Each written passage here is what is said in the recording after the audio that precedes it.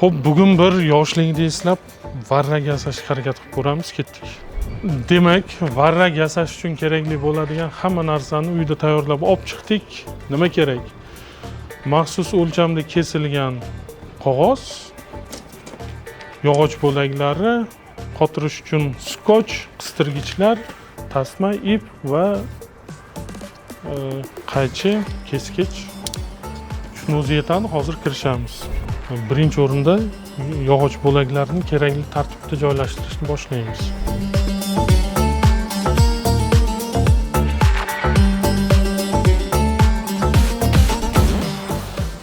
Endi qotirib chiqamiz.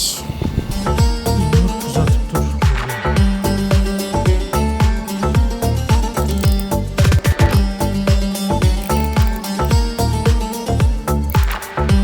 Asosiy tomonlar bo'yicha qotirib bo'ldik. Endi diagonal bo'yicha ham qotirib chiqamiz.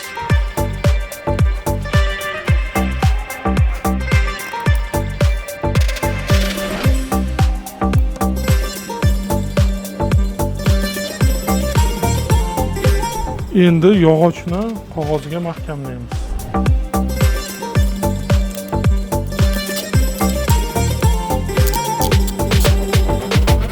Endi tasmalarni bog'lab chiqamiz. Qarab tur. Ko'rdingmi?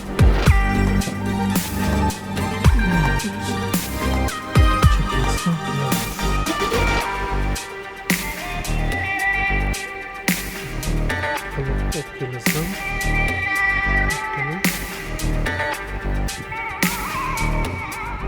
Mana iplarni qotirib oldik. Endi tutadigan ipni ham bog'lab qo'yamiz, mustahkam qilib, chiqib ketmaydigan qilib yaxshilab bog'lash kerak. Xo'sh, buyoqdan varagimiz tayyor. Hozir uchirib ko'ramiz. Uchsa agar esdan chiqqan, qo'ldan kelgancha yasadik. Innur uchirib ko'rasan. Ketdik.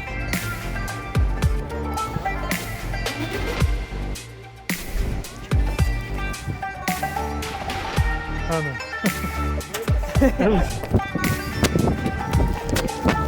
Yugur, to'xtama. Shoshma. Ha, yugur.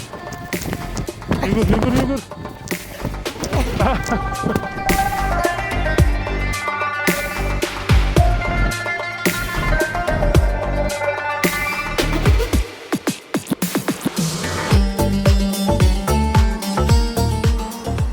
Bir amallab uchirdik hozir.